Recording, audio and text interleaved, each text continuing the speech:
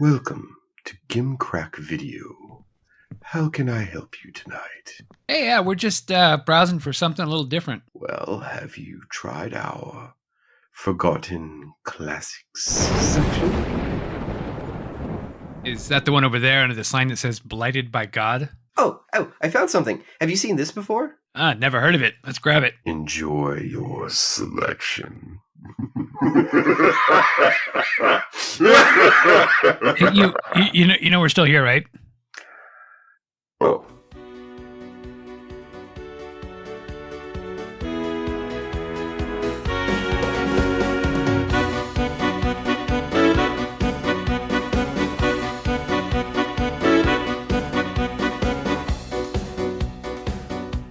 So, death, huh? Yeah, I gotta tell you, being dead, it sucked, but it didn't suck as bad as I thought it would. No, it didn't suck as bad as the movies. Yeah, those were some choices that were made. Death is eternal, but so is Horror Hospital. Yeah, but you know what else is really eternal? What? MILF Manor. Well, God fucking damn it! We have journeyed through life and death and met the devil himself, and you still want to talk about MILF Manor?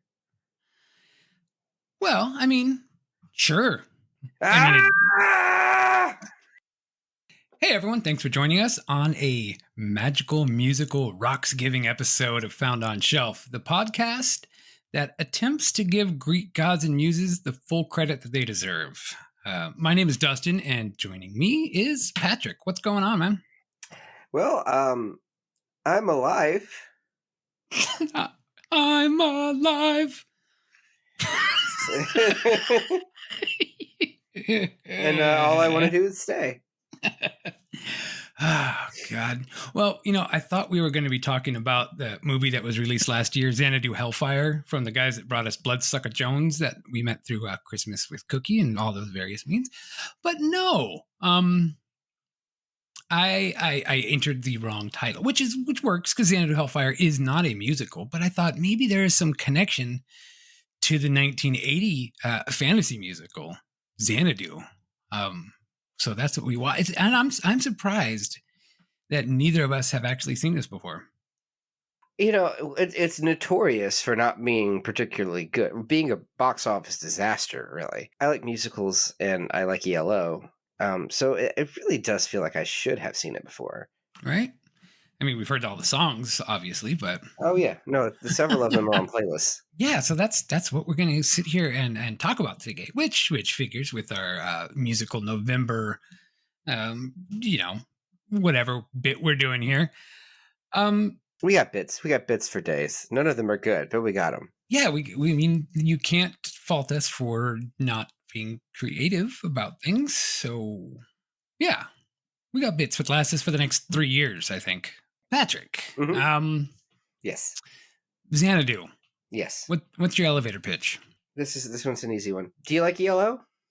Sure. Do you like Olivia Newton-John? Yeah. You got 90 minutes to kill? Xanadu. The film that was notoriously reviewed as Xanadon't when it first came out. That's so bad. It's so hacky that it's just... Who wrote that? Leonard Maltin? I don't know. I don't know, but I know Ebert was not a fan. Yeah, but I don't know that I've ever watched a movie that Ebert was a fan of. Yeah. At least not the ones I like. Yeah. Yeah, he didn't review Winter Beast. No, but he was not a fan of the Texas Chainsaw Massacre, if you can believe it. Yeah, I can believe that. Now, if anyone wants to have a really fun time, if you type in "up!" in IMDb, it's one of the films that Roger Ebert actually wrote. And if you read the premise for that little film, it's a treasure. Oh yeah, you might want to on camera on mic. It's something. Up! Up! Not the Disney Pixar. Decidedly not. No? All right. Hold on. I think it's a Russ Meyer film. Oh, that's definitely not a Disney Pixar film. And oh wait, yeah. Every time I type it in, it's just pulling up up. So let's see. I'm gonna bring this here. Let me try up exclamation point and see. All right. Oh, he wrote it under a pseudonym there. Mm-hmm. Okay, and okay, it was X-rated. So the summary that was on here, and of course I'm not reading the synopsis because that's entirely too long. Summaries on IMDb are, of course, written by just regular people for the most part. And this says, this one kicks off with the murder of one Adolf Schwartz, who bears a striking resemblance to another famous Adolf by placing a ravenous piranha fish in his bathtub. Who did it? No one knows or cares. They're too busy being distracted by busty Margot Winchester, who hitchhikes into town and gets involved with all the local men. So Mr. I'm judging every film decides this is the film he wants to write. He writes a lot of these types of sexploitation films to get into the industry. It doesn't work out, I think, at the way he wanted it to, and he ends up being a critic. I don't necessarily know that it was his life plan, but I think he enjoyed his work. Yeah. But it is really funny how much of an arbiter of taste he acts as, considering what he actually put into the world. Yeah, because he wrote the screenplay for Beyond the Valley of the Dolls. Okay, which is objectively an interesting film. Yeah. Here's his review for Xanadu, the movie we're talking about now. He said, Xanadu is a mushy and limp musical fantasy so insubstantial it keeps evaporating before our eyes. It's one of those rare movies in which every scene seems to be the final scene. It's all ends and no beginnings right up to its actual end, which is a cheat. I wouldn't consider its ending a cheat. I would consider it not an ending. Yeah. Yeah, the whole movie was all endings, no beginnings, except for the end, which actually was a beginning because it wasn't really an ending. Here's the thing. The plot of Xanadu, and I want to briefly touch over what the plot of Xanadu is. There's a painter. Mm-hmm.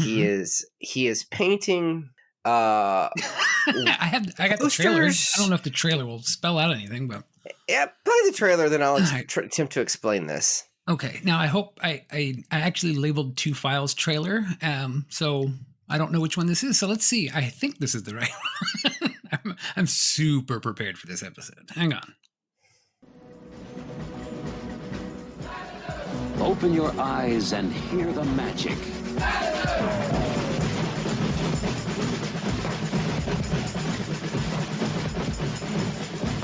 Universal Pictures announces the most dazzling romantic musical fantasy in years, Xanadu. Starring Olivia Newton-John, Michael Beck, and Gene Kelly.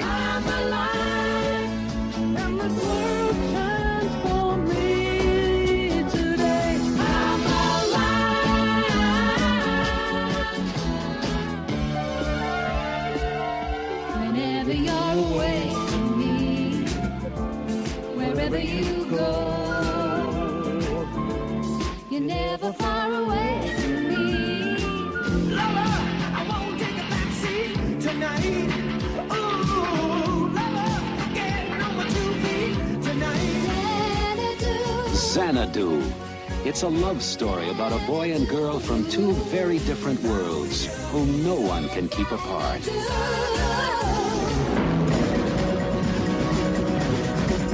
It's a spectacular entertainment that will transport you beyond your dreams. Xanadu, where time stops and the magic never ends. Xanadu.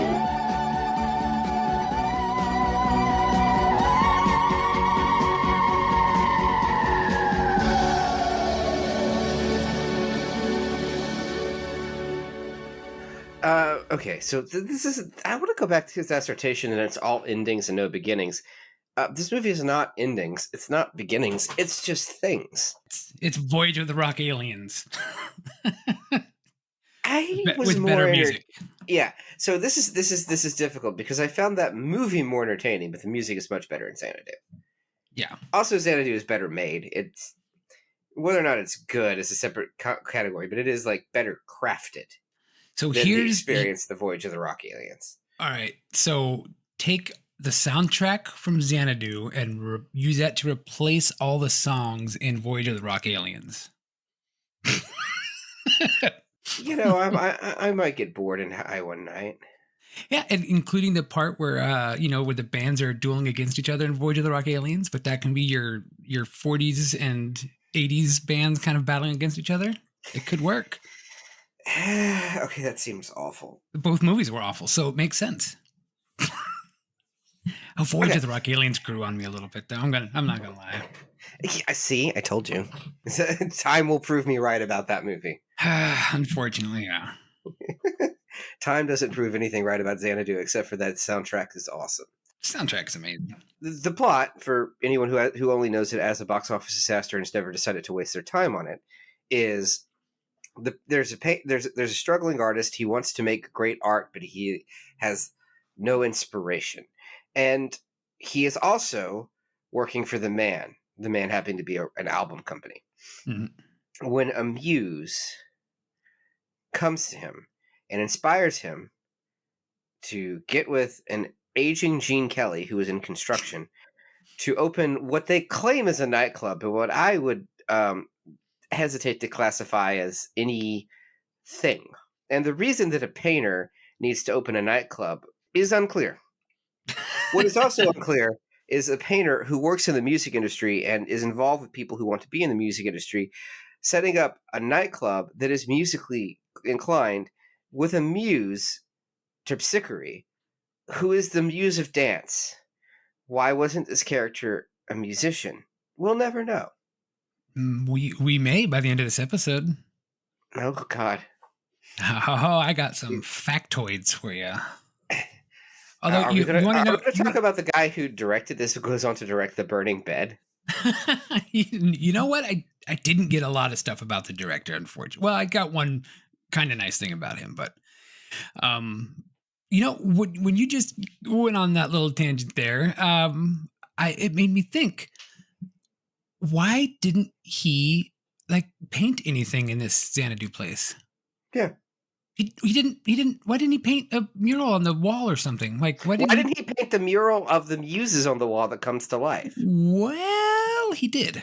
He did, but not really. Let's just get into this movie. Is this explained in film, or is this like lore you have grabbed from other places? A little of both. Because in the film, he like tears up what he's doing on, and then it cuts to the mural and everyone coming to life. But it doesn't really show that it's a mural. They're just there and they glow and they dance to "I'm Alive." Mm-hmm. Because now they're alive. They were in the wall. Now they're alive. This is the second best scene in the entire film. And it's so at this point in the movie, the very, very beginning of the movie, we do not know that they are muses yet. You could infer, because there's 9 of them. Yeah, but if you're not if you're not hip to your Greek mythology, it's just 9 magical chicks flying out of a wall, and they all do. I love that ELO album. 9 magical chicks flying out of a wall. Yeah, so they all kind of do different things and little magical bits here and there, and then they just kind of dance and then they disappear. And they roller skate. Yeah, and they roller skate. Can I ask a question? Sure. Why roller skating? Well, there because it was originally pitched as being a roller skating movie. Now, did they back off of that because Starlight Express came out, or had that not happened yet? They backed out of that because of Skate Town USA and Roller Boogie, which both came out in '79. This movie would be better as a roller skate movie. It would make more sense. So there's quite a few things that ended up just kind of changing. What the lack of roller skating, or the lack of committal to the roller skating in this film really highlights is, in the wake of Cats 2019, we should have a big budget CGI live action Starlight Express. Oh God, I thought you were going to say a Xanadu reboot. Oof. All right. I could be on board with that. Not the Xanadu. I have an idea for Xanadu. We'll circle back to it. Redo the entire movie with Justin Bieber's sophomore album. Couldn't hurt. I couldn't think of a name of a Justin Bieber album, so I just threw out sophomore album. Is it unbelievable? I don't know. It's garbage if you ask me, but I'm not his target. So his demo, I'm not his demo. But yeah, so we've got like you mentioned, the guy ripping up the papers and throwing them and all that stuff happens. And then one of the magical women's come on roller skates and gives him a kiss. Now, do you recognize this guy, Michael Beck, that plays Sonny, our lead? Yeah, but I can't tell you what from. You probably know him from The Warriors. So this is what happens if he comes out to play? Mm-hmm. Well, maybe he shouldn't. Well, so he was in The Warriors. He was in Megaforce, which I've always wanted to watch. But do you know what else we know him from? Who was he in Forest Warrior? How did you know? You looked up his IMDb. I'm looking at it right now. He was the town drunk and the deadbeat father from Forest Warrior. Oh, he was. And he was also on 2 episodes of Walker, Texas Ranger, because everybody on that. And shortly after The Warriors was released, he decided he's got a bunch of drugs, he's got a bunch of girlfriends, and he was just at this breaking point of insanity in his life, and he became a born-again Christian. But he was also in, I'm just going to get this out of the way right now, 3 episodes. And I think I mentioned this in the Walker, Texas, or in the Forest Warrior. He was in 3 episodes of Murder, She Wrote. But I'm looking now, he's also in Diagnosis Murder. Do you remember that one? No. Did we watch that one? No. That's when Dick Van Dyke is a doctor who solves crimes. Oh, yeah. Oh, God. I never watched that, but I know of it. Oof. It's something. Yeah. It's no Matlock, but yeah, it's something. And like you said, he's literally a starving artist that works at a record company. See, now, right here, when he comes back to work for the man, he says, I tried, I painted vans, I did this, and I painted, murals for people. Mm-hmm. That was supposed to be the hint that he did the mural. Well, actually, that was actually supposed to be the plot, is he did the mural. And that's why the Muse came out to help him. But they just trashed that. They trashed the thing that would make the movie make sense. Mm-hmm. Pretty much. Because what dawns on you when you watch this more than anything else is that it lacks any kind of unifying theme. It's all just stuff. They have to create a nightclub for inspiration? Well, I mean, what is so confusing about the Greek muse of dance helping a painter open a roller disco with a old musician? When you say it like that, it makes perfect sense. I mean, I did just take a hit of salvia, but it makes perfect sense now. Jesus Christ. But yeah, and there's just so much weird random stuff. Like he sees her on a record cover and is like, I need to know who she is. So he's like, why does the record company look like a movie lot? I don't know. I mean, the real answer is they just filmed it on the back lot. Pretty much, yeah. But like what would be the diegetic argument for this thing looking this way? Yeah, I mean, there's really nothing. I mean, they changed so much while it was actually filming that I think they just lost an idea of what they were trying to do. But yeah, as he's walking around, he decides to, he can't find out who she is, so he just goes and takes a walk down the beach, and here's a guy playing clarinet, and that guy is Gene Kelly. Because why not? I mean, he's known for playing the clarinet, right? Yeah, he's not known for anything else, like dancing. Oh yeah. It feels like the Muse of Dance and Gene Kelly could have a thing in common, right? That isn't clarinet, right? You'd think that the Muse of Dance and Gene Kelly might maybe if they teamed up together to help open up a dance studio or something, or A roller disco. yeah. Oh god. And unfortunately, this was the final film that Gene Kelly ever did. Yeah. Yeah. And the only reason that not the only reason, but the main reason that he agreed to play this part is just because To make people forget about the minstrel jokes in White Christmas? no, it's just because it was a short drive from his house. I can't think. Okay, I give Gene this. That's a great reason to accept role in a movie, to be honest with you. Right? You're old. You're like, it's down the street. Why not? I might as well. What else I gotta So I tied an onion to my belt, do? which was the style at the time. which was the style at the time. Yeah, and it's he like becomes way too friendly with Gene Kelly right from the get go. I mean, they're sharing popcorn. Honestly, Gene Kelly's character should be gay, because it doesn't make any sense why he invites this man back to his house to tour his house, and he talks about how lonely and empty the house is, and then he puts on mood music, and you're like, and I'm not saying that like honestly, the movie would work better if that were the case.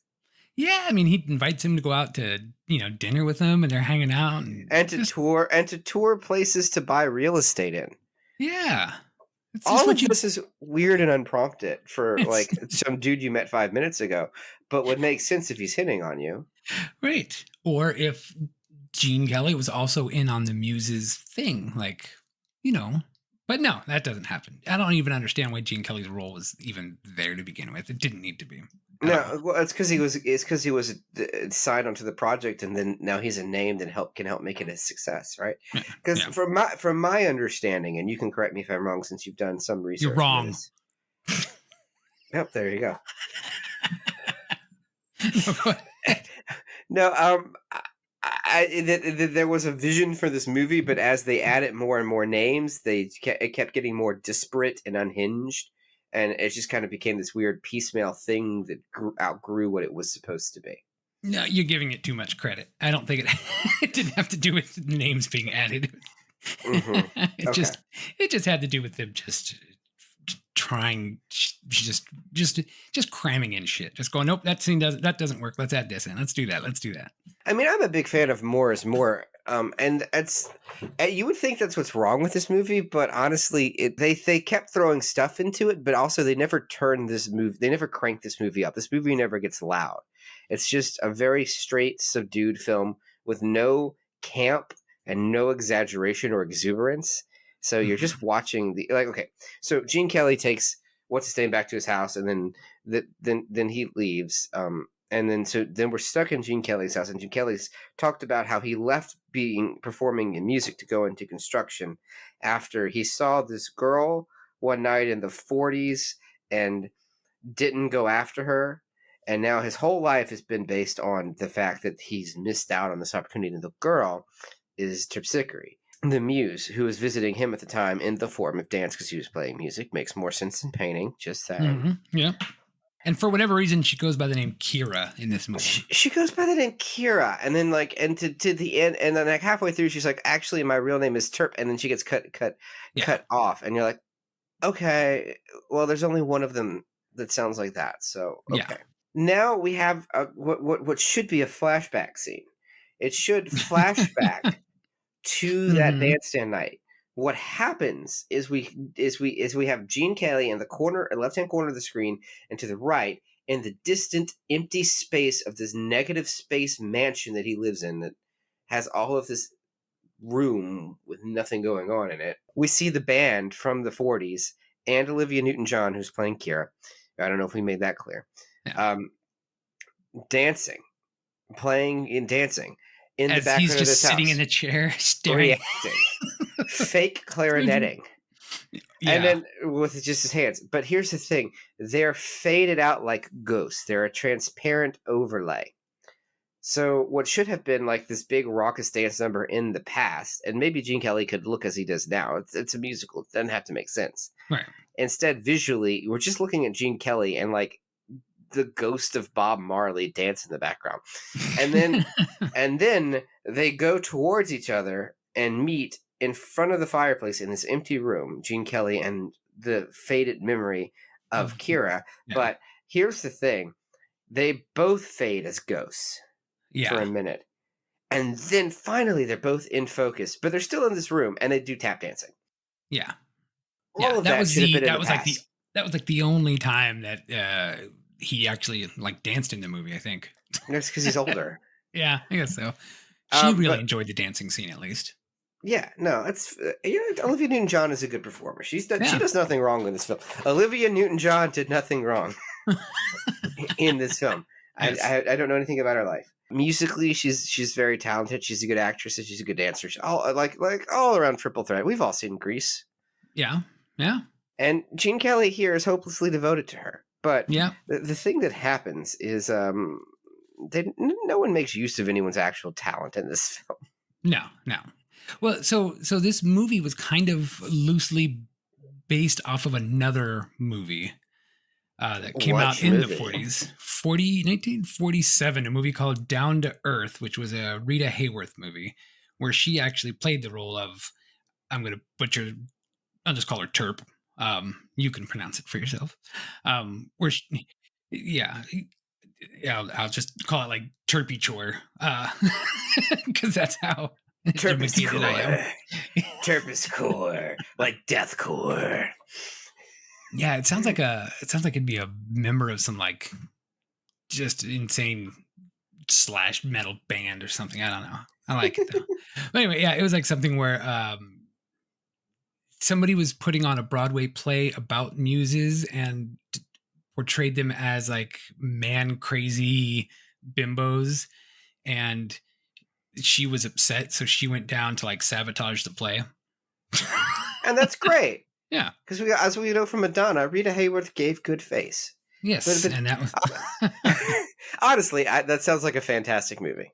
yeah. I'm I sure mean, it's fine. I have not seen Down to Earth. Yeah. Yeah, they did some there's some remakes of it.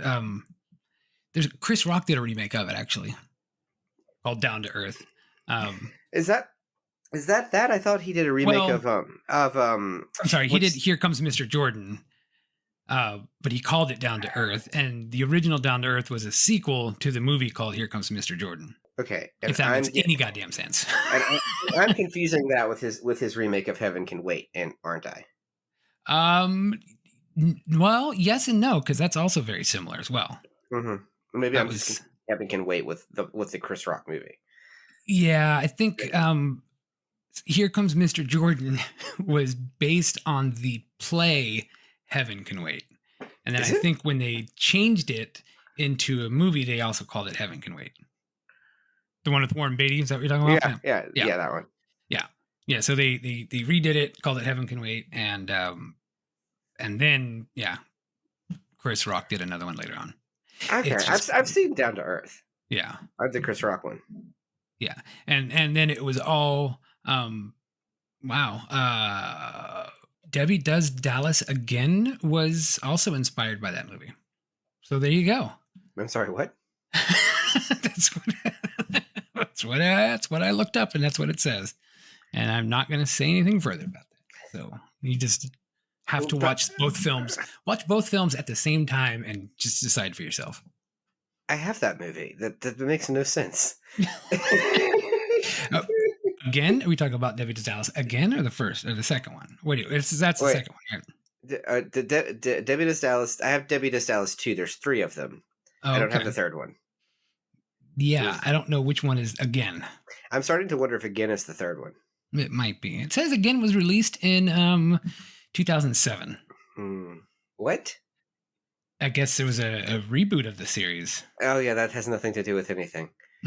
Yeah, it said, what kind of insane person reboots Debbie Does Dallas? A star, because the star of Debbie Does Dallas is Bambi Woods, right? She famously disappears and is either in hiding or murdered. Who looked at the legacy of Debbie Does Dallas and said, and says, yes, we'll redo it. A gentleman named Paul Thomas. That's who did it. You wanted to know, and that's who did it. But yeah, he He said that, hold on, there was here. I spun the story closest to Heaven Can Wait, where Debbie dies and is reincarnated in the body of another teenager or another cheerleader. Sorry. Ooh, that was almost bad there.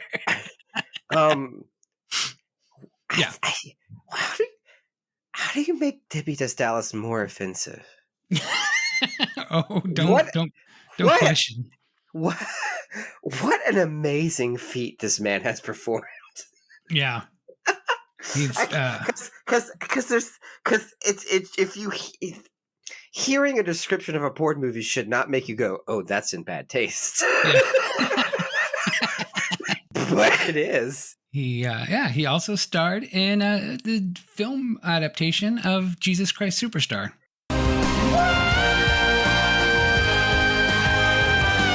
He starred in the guy who made the Debbie movie, or are we talking about someone else? Yeah, the guy who did the Debbie remake in 2007 was in the 1973 one.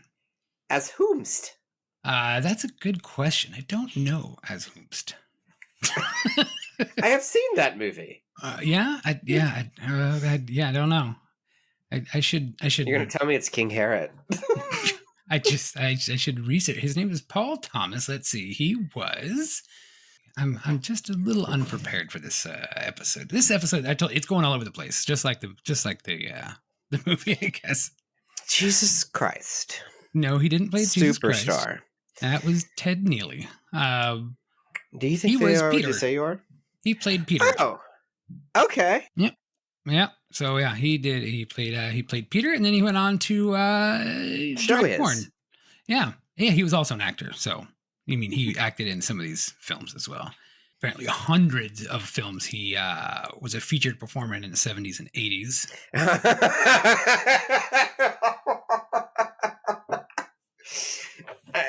When you say hundreds, you can kind of guess what his career looks like. Yep. So, okay. Yeah. I learned a bit about Jesus Christ Superstar today.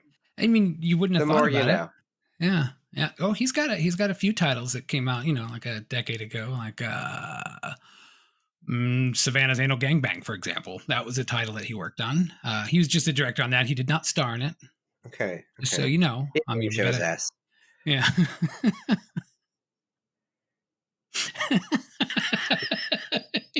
We're just dicking around here today, folks. It's going to be a long one. He also directed a movie called Savannah's Been Blackmailed, but it's spelled. No.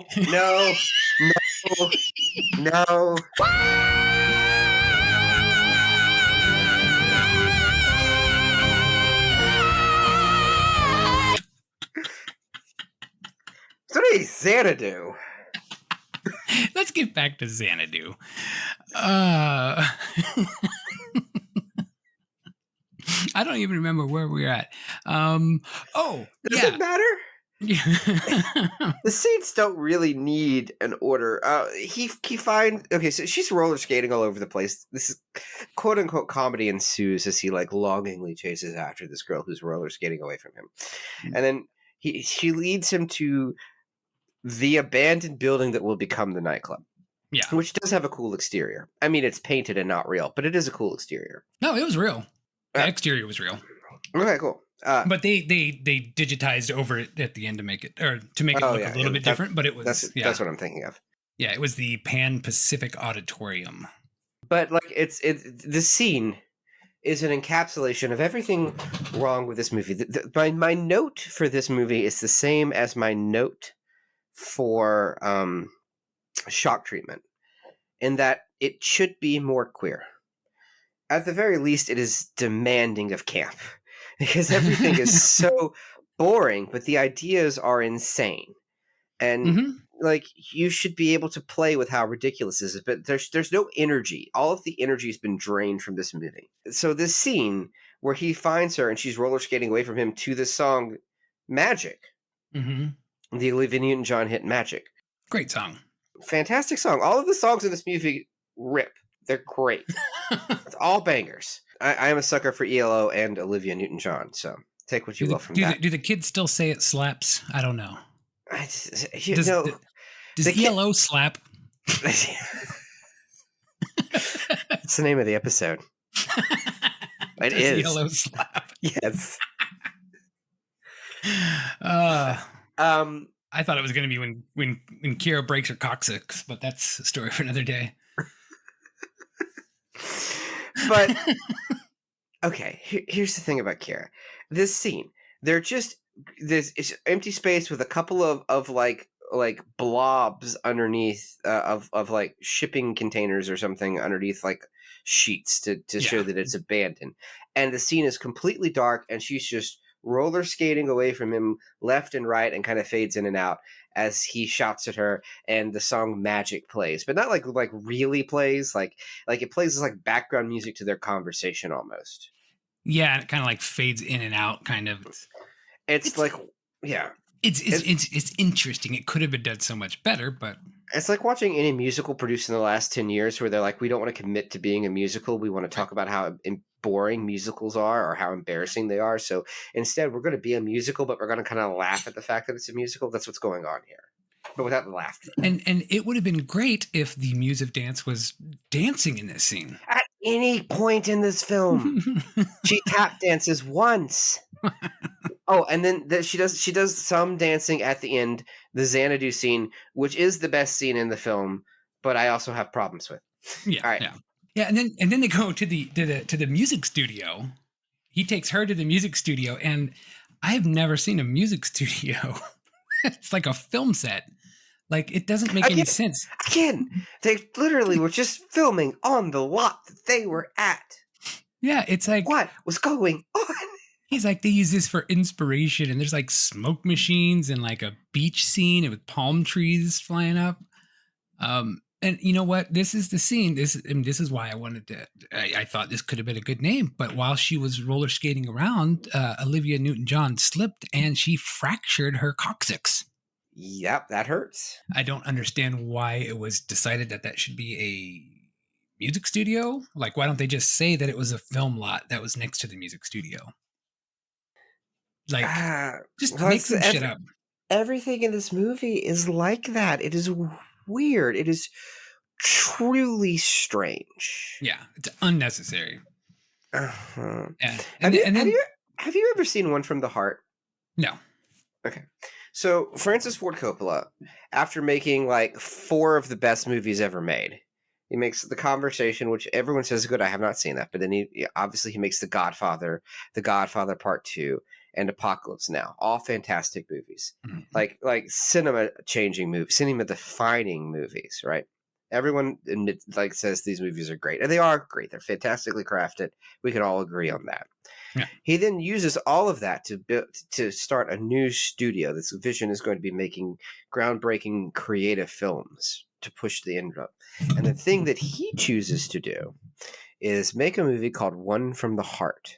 One from the Heart is a giant, surreal, insane musical. And it bombs so bad, it puts his new studio completely out of business and derails his career for basically forever. Oh, my God. This movie kind of feels in parts like that. Now, One from the Heart is more visually interesting. I will definitely give it that. But it is like, as just so out of left field and non sequitur that it feels similar.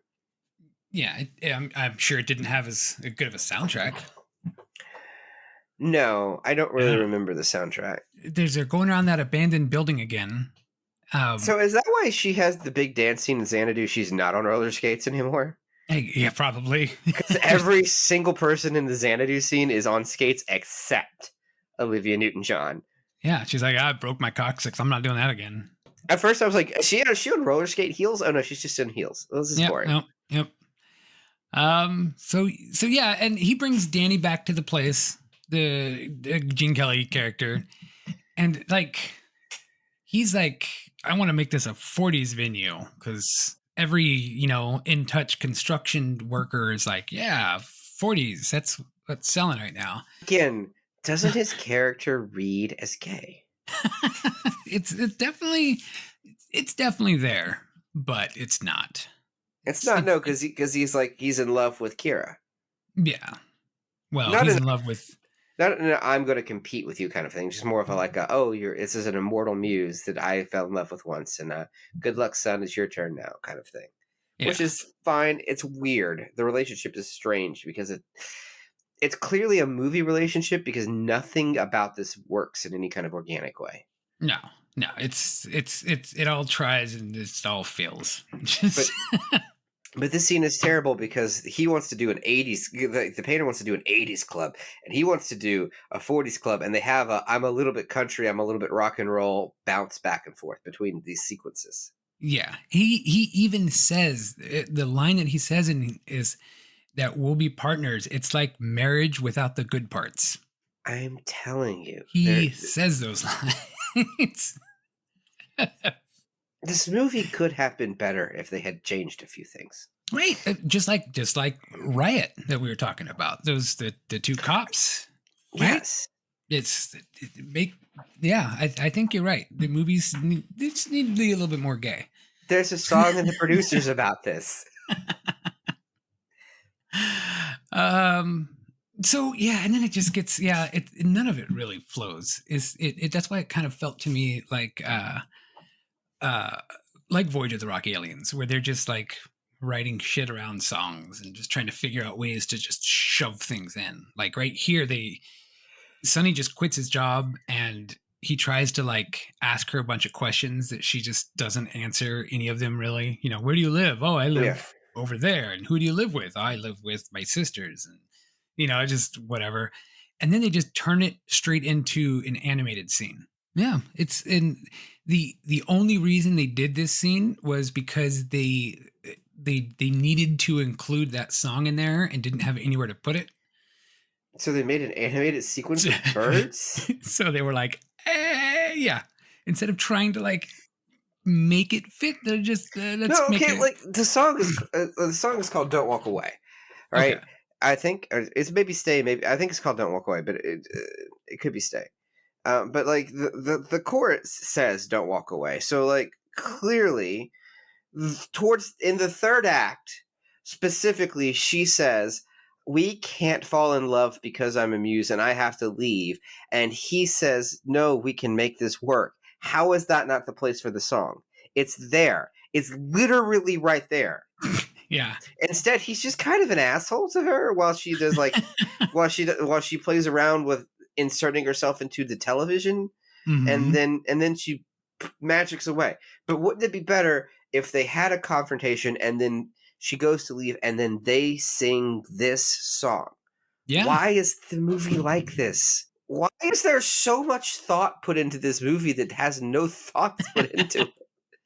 At least they had Don Bluth animating that sequence, which is why it visually looks cool. It's one of the best ELO songs I've ever heard, and it's got Don Bluth animating it. It's a fantastic sequence. Yeah, it doesn't make a goddamn bit of sense. No, not at all. I'm mad about this movie. Can you tell? It should be good, or at least watchable, at least remarkable. It's neither. Just listen to the soundtrack. Yes. Listen to the soundtrack. Soundtrack's great. Yeah. So now they're talking about opening up the club, and Danny Gene Kelly decides he wants to be the first to dance. So they go to get him, and I quote, "glitzed up."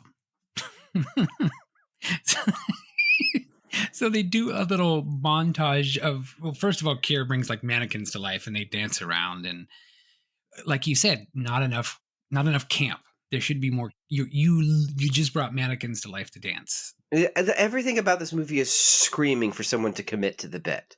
Yeah. There's no, and no one does it. Is it Robert Greenwald's fault? The director of this movie directs television movies. Like, okay, I don't know how he got this movie, because prior to this film, he directs 3 TV movies: Sharon, Portrait of a Mistress; Katie, Portrait of a Centerfold; and Flatbed Annie and Sweetie Pie, Lady Truckers. They say TV movies. They sound more salacious than that, but it does say telefilm. So, and then he directs Xanadu. Yeah. He directs a music video for Olivia Newton-John, single from Xanadu. Right. And then right back to TV movies for like ever. Remarkably, in 1984, he's the one who directs The Burning Bed, you know, the infamous Lifetime style film of an abused woman setting her husband on fire in a bed. Okay, yeah. Yeah, he directs that Yeah. with Farrah Fawcett. Like, it's not like he's unremarkable, but also it is weird how unremarkable this movie is, and I wonder if it's just because this is an insane film and it's his first feature after doing whatever Flatbed Annie and Sweetie Pie Lady Trucker. Yeah, and then he kind of pivots after that to doing a lot of like, I guess you'd consider it kind of far left-wing documentaries. Oh, I did see that. Yes. Yeah, like he goes on to do Which is, you know, stuff about Walmart, stuff about Rupert Murdoch, stuff about Giuliani, and like all of these. Yeah, no, it's refreshing to me because so often from or at least from my political position, because it's so often you find people who went extreme right. So like Heather, you find out about how what an amazing figure Heather Parisi is in terms of camp, and then now she's an anti-vaxxer. Well, fuck, what am I supposed to do? Yeah. So yeah, Danny eventually finds an outfit to wear, I guess. Whatever. And then Kira finally tells Sonny that she's a muse and that she was sent there to help open Xanadu. There's no reason why, just that she was sent there to help open it. And then he's like, I don't believe you. And she convinces him by bringing up Kubla Khan and saying yes. Yeah. And it's like, he makes his name appear in a dictionary and on TV and stuff. And yeah, that's it. And like you said, she was the muse. If this is where she announces that she's the muse, of dance that doesn't dance. And I want to point out that every time he's seen her prior to this, she has been wearing a toga. True. And he's like, as was the style back then. Toga. And yeah, it's not like she's like incognito. She is a muse in a toga on roller skates, and sometimes she glows. And he's like, you're just a normal person. And she's like, at one point, she had like golden speed lines behind her while he's chasing her. Like this should really explain more things than not. So like, no, didn't make it. No, he's like, no. And then she finally disappears or whatever. And he ends up being, I believe my notes in here said that he's a mopey little fuck. I was kind of fed up at this point in the movie myself. Yeah, easily the worst part of the movie is the main character. Well, and we're almost to the end of the movie here, but I will tell you about who else was in the running for the character. Oh, who's that? No, we'll get there. You have to wait. Have some patience. I don't have any patience. I sat through 90 minutes of Xanadu. To quote the late great Robert Eder, it's a Xanadu. Yeah, I don't know if he said that or not. I don't think he did. He just called it limp. It does sound mushy. Like a Leonard Maltin show. Called it limp and mushy. So yeah, he goes skating off as one does, and he finds the mural from the beginning of the movie, which is now looks way different than it did at the beginning of the movie, but whatever. He skates as fast as he can into the wall, which I was really hoping he would just smash his head and fall and bleed out to death, but that didn't happen. It would have happened in a better musical. Oh, that would have been fantastic. And we found out all of this was a dream from his comatose body. Ooh, see? There you go. Better movie. And his husband, Gene Kelly, is sitting by his side waiting for him to wake up. Better. And you were there. And you were there. And Olivia Newton-John is his neurosurgeon. And you were there.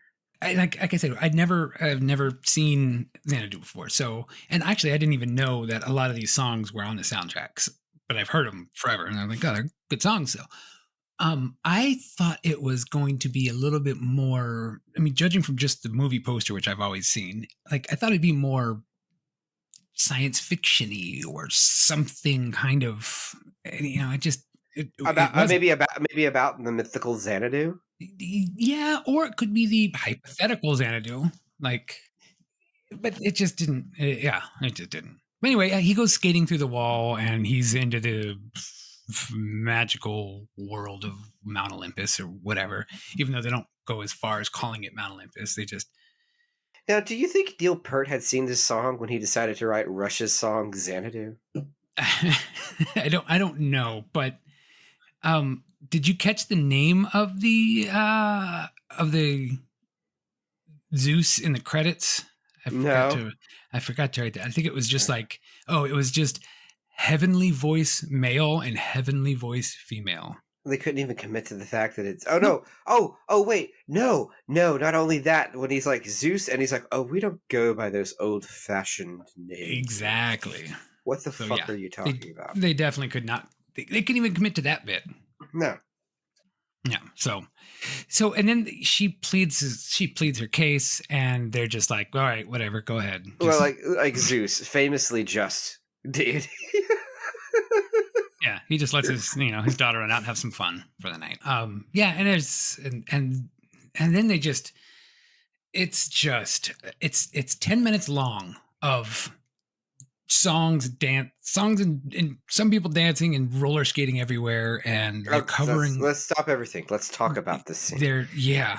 This is the Xanadu scene. This is the opening night of Xanadu, which until this point has been billed as a nightclub. Correct? Am I wrong in that billing? I mean, that's kind of what they seemed like they were doing. Was a nightclub. Is that what it seems like we saw them do? I saw a roller disco. I saw a performance of a roller disco. Like this was heavily choreographed. This isn't even just people showing up. Yeah. So Xanadu starts with a march, by the way, and then and Gene Kelly skates out. Actually skating too. He was really proud of himself for skating. Oh, he should be. This is both the best and worst scene of the movie simultaneously. Yes.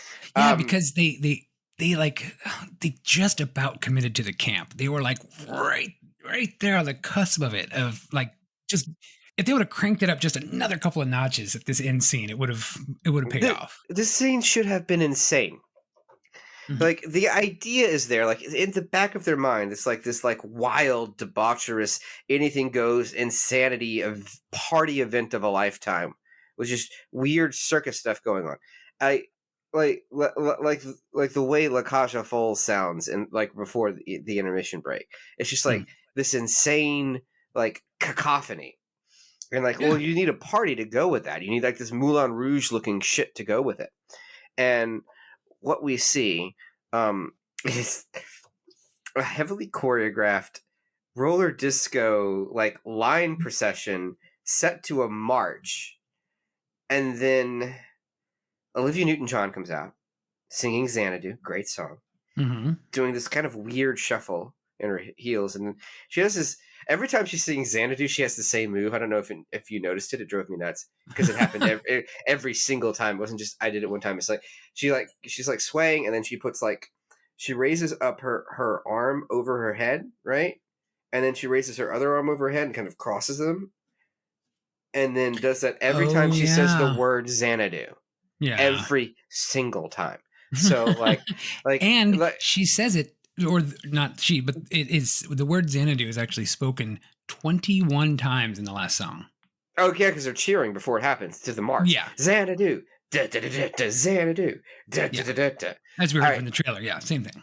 Yeah. Okay. It's a place where everyone wants to go, right? I don't know if I get that lyrics right. But like this is the party song. And oh boy, it's just like the structure of Xanadu is there's a center stage, and then there are many side stages around the center stage, and then there's this raceway in the middle, which would make sense if it were a roller disco. But it is supposed to be a nightclub. And also there are people performing on these side stages, like high wire acts and stuff. None of it makes sense. And everyone's doing their own like choreographed dance, because not only just is there the roller skating, there's also like legions of people dressed in different time periods, dancing in different choreographed dances, and also the other musicians are there in the crowd as dancers. Yeah. And it like switches to different genres of music. Yeah, so they have the whole scene, the Xanadu scene. The song is over. If you listen to the song, it ends where the stage lifts up. But in the movie, when the stage lifts up, it switches to like 3 or 4 different genres of music. So then it's like does it do a 40s thing? It does an 80s rock thing next. It does a 80s 40s rock thing. It does an 80s rock thing. It does a country thing. The country thing is the worst. Yeah. Like easily. by a country mile. It is the Oof. worst. I am a runaway train at this point. I have no standards. I'm not stopping. Like this film, there's no standards being enforced here. Listen, I'll give her points for Fringe, but like Olivia Newton-John doing a country song was a mistake, and we all know it. The rock song was kind of okay. I got Sandy at the end of Grease vibes, but it was fine. Yeah. And like, none of this makes sense though, because it doesn't just like, oh, we're going to perform this now. It's like they're in the middle of the song and it changes to a different song. Mm-hmm. Yeah. There's no, it's just whiplash every time. And then it goes back to singing Xanadu. And then she comes out in this like gorgeous gold outfit. And she's glowing and transfigured into like the muse, right? Mm-hmm. And she center skates to the center and everyone disappears.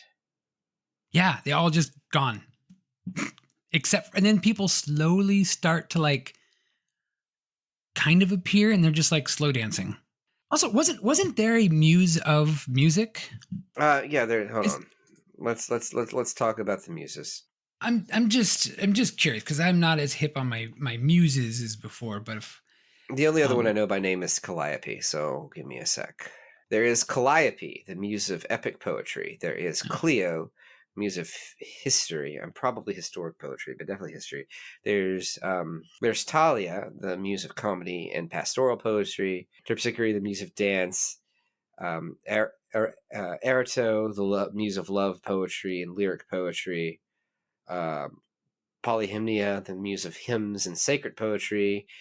Urania, the muse of astronomy. Paul Thomas would have been interested in Urania. And let's see, Melpomene, the muse of tragedy. Okay, here we are. Music. It's hold on. Euterpe, is that what I saw? Yes. I don't know if that's how you say it, but yes. Yeah.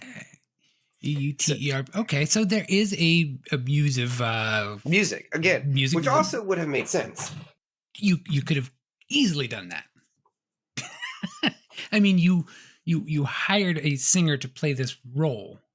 Yeah. Of anyway. I mean, the structure of this movie is so bad. Everyone dances. He's sad and dejected because she's left and gone for good now, and he's sitting around talking to Gene Kelly, whatever the fuck his name was in the movie, and then she comes over as a waitress and pretends to take his order. And it's like, oh, hey, wait a minute. And then they just start talking as silhouetted shadows and the credits roll and the sound fades out. Yep. That's the fucking end. That is the end. Like his I Want song to establish his deep-seated motivation, which usually is in the first act, is in the third act. Yeah. Like, what is the structure of this movie? There's none. Why is Xanadu?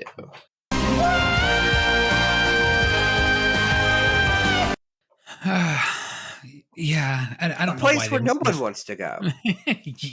Yeah, and I mean that's it, and that's the movie. And so I've got some things to talk about the movie. So maybe some of this will answer some questions. Maybe some of it will lead to more questions. I don't know.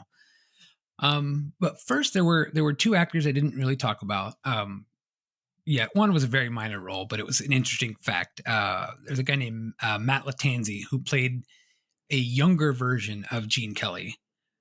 He ended up marrying Olivia Newton-John. And they met each other on the set of this movie. Okay. They got married, and then they got divorced like 10 years later. But they, and then he went like living off the grid in Malibu or something, and he just kind of disappeared from everyone. Okay. But it was interesting. The other interesting one was James Sloyan. I'm probably not pronouncing that right.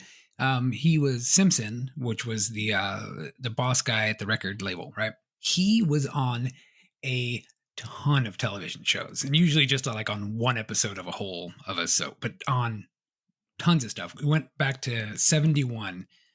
So if you've watched any television from 1971 till he died, you probably saw him.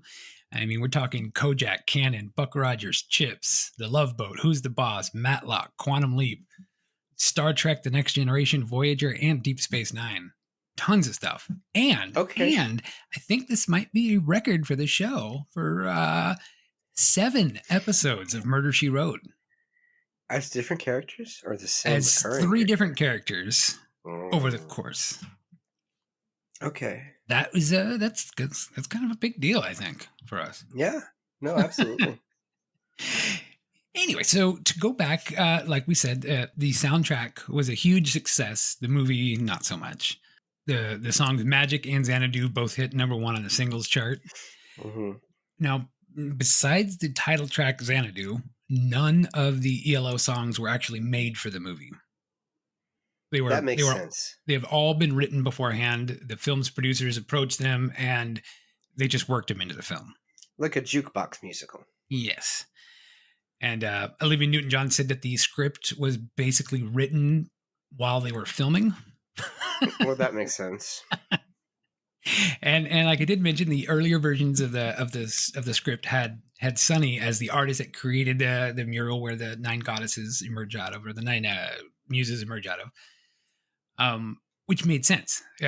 Why they were interested in helping him achieve artistic success, which never changed. I mean, never ended up happening. They just basically were rewriting it and editing it, and that whole plot point was just completely lost. Now, the editor is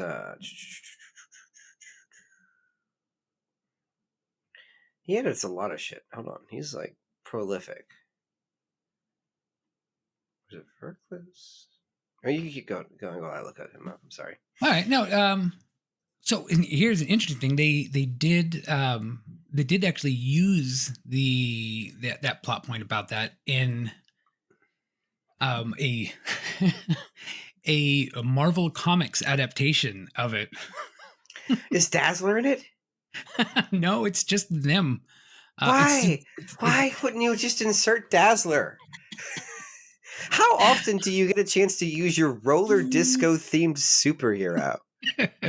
Well, so Marvel Comics did this series called the Marvel Super Special, which was usually either just film or TV adaptations into comic book form. Although they did start to play with the idea of mixing some of these things, because they were also doing musical biographies and stuff. So they mixed with they had Kiss battling Doctor Doom, and this was a series where Kiss had samples of their blood mixed into the ink to print with the comics. Oh, by the way, if anyone's upset about us talking about this movie, you can thank Peter Criss for it. Because we were going to do The Phantom, but then he had to go and be transphobic. So no, we're not doing The Phantom. and they also had enforced the fact that he painted the mural in the stage adaptation of the film. Okay. There is a stage adaptation they did in 2007. So, okay, the idea of a stage adaptation is not terrible because you could fix a lot of the problems with this. Because this feels like a bad film adaptation of a Broadway musical. Exactly. So if you put everyone back on fucking roller skates, that's a bad idea. Yeah. Andrew Lloyd Webber. They're going to break the coccyxes. What's the plural of coccyx? Coxeye? Coccyxes? I don't know. But you make this big extravaganza. You go big, you go loud, neon colors everywhere. Yeah, and the thing is the Broadway musical worked because it was a satire of the film. Even better, because now what have you injected into that? Yeah, camp. And it was praised for its humor. But it only ran for 500 nights or whatever, or not 500 nights, it was less than that. But it was, it's going to be like the ballroom version of Cats that airs next year. It's going to be very short. Yeah, they're like, oh, okay, well, if people actually went to go see it, they loved it, but not a lot of people went to go see it because they were like, that movie was garbage. I'll just listen to the soundtrack. Mm-hmm. So I wonder if there's I a don't think photo so. shot for it. I have a link to the musical I can get you as well if you Oh, want to see it. fantastic. And a Yes. link to the Marvel Comics episode of issue about him. I got all this stuff for you. I did a little bit of research. It's just all scattered all over the place. The original budget for the movie was $4 million. Is it 10? I'm going to guess the end is 10. 13. Ah, I was Which, closest without going over. So that ended up getting the co-producer of the film, Joel Silver, fired from Universal. So he got fired, but he was immediately hired by his friend and mentor, Lawrence Gordon, who was a producer of this film. So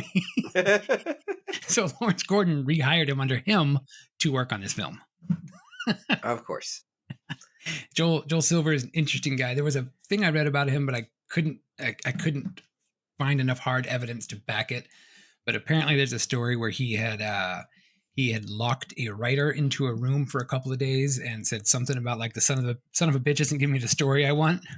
So he locked him in a room. Yeah, there's stories about Joel. Yeah, he's basically one of the inspirations for Tom Cruise's character in Tropic Thunder. Yes. Yeah. That's That's I mean, he's huge. He's done a lot of stuff, but he's also got a lot of stories. yeah. And so, and there's I got two other little facts here before we can kind of wrap it up. Sonny, the lead male in this, there was a lot of people in talks. He was kind of at the end of the line, unfortunately.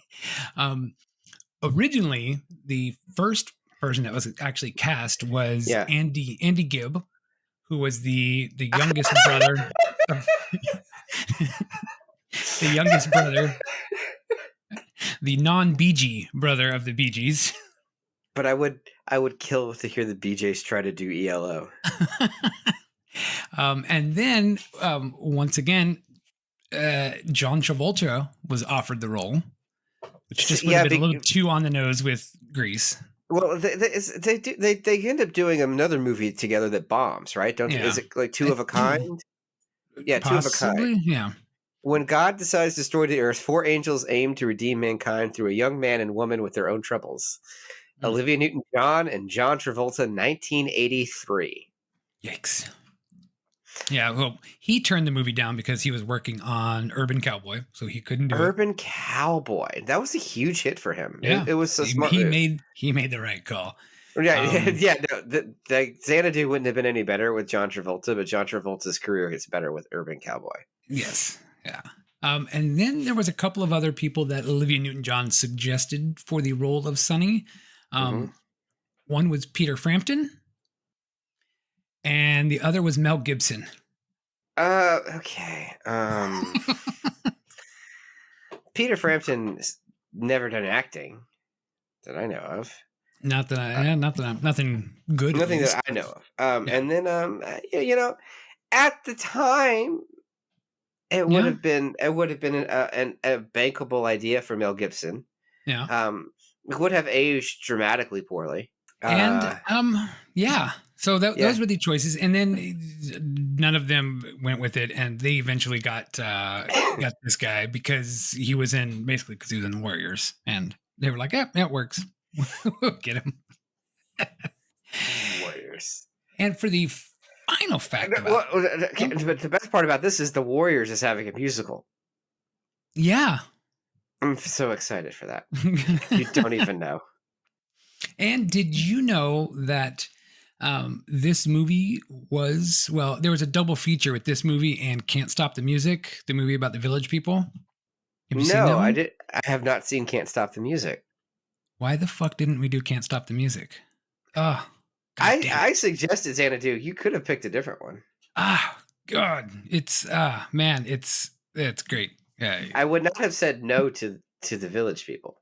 No, I mean, you might after you saw it. I've only seen bits and pieces, and oof. Anyway, those movies were featured back to back, and once they saw those, these movies were viewed by a man named John Wilson, who, after witnessing Xanadu, started the Golden Raspberry Awards. Xanadu was the inspiration for the Razzies, and the director, Robert Greenwald, was the very first recipient of the Razzie Award for directors. As much as neither of us really like the Razzies, it's just a No, they're shitty such thing, but bitches. It really is. But it was because of this movie that they became such bitches. Xanadu. Xana, what the fuck?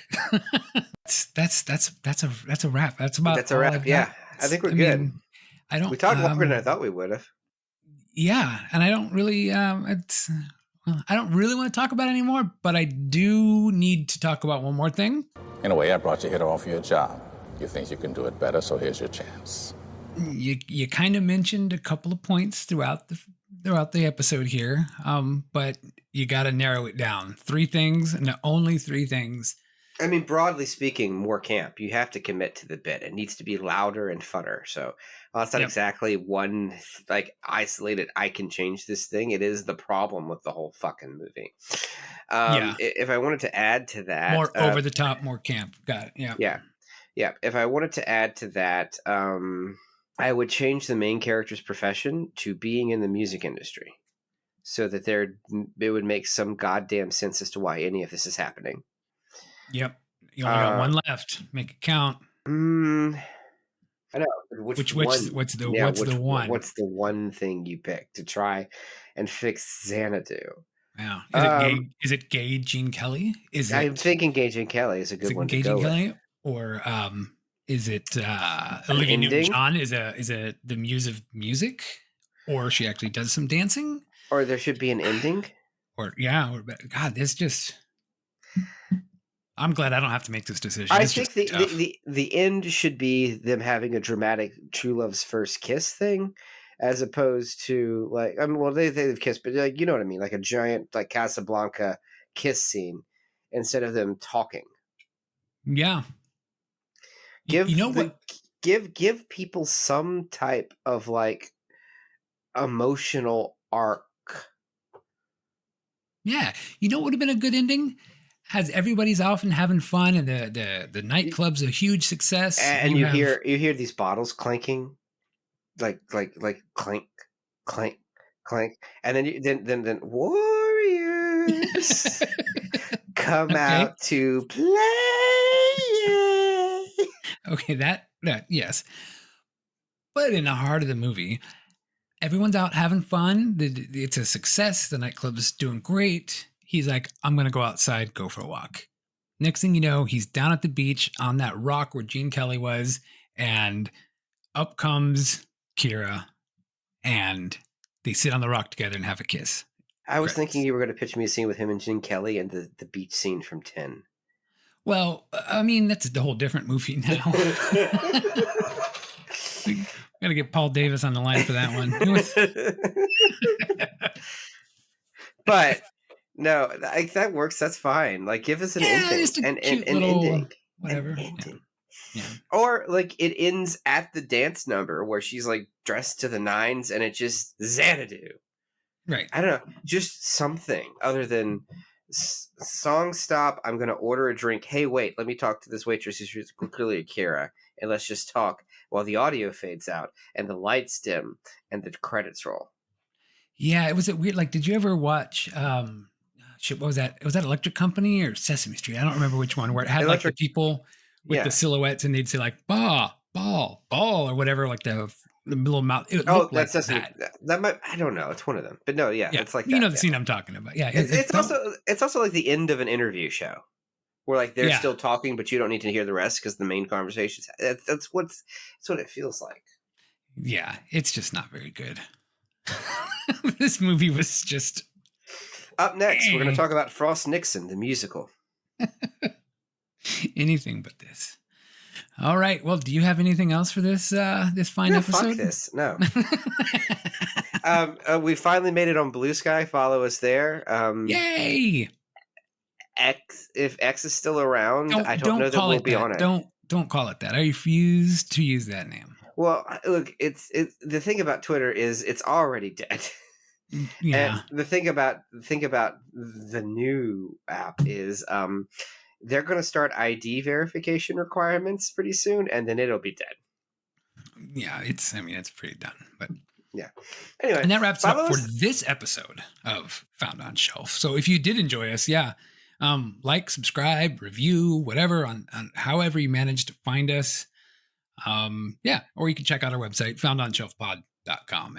And like Patrick mentioned, we're on every social media site that we could possibly find now on Blue Sky and Threads and the artist formerly known as Twitter, whatever, Instagram, Facebook, Letterboxd, Sproutable, T2. I've got all kinds of crap. Angel Fire, GeoCities, Neopets. Yeah, Neopets is going to be our new one. Redbubble, we got some stuff on there. FetLife, we still have an account there. So yeah, All right. Join us in 2 weeks yeah. when I talk about a movie that doesn't suck. Well, maybe. God, I need something to pull me back. Pull me back. Before we start our glorious Christmas run.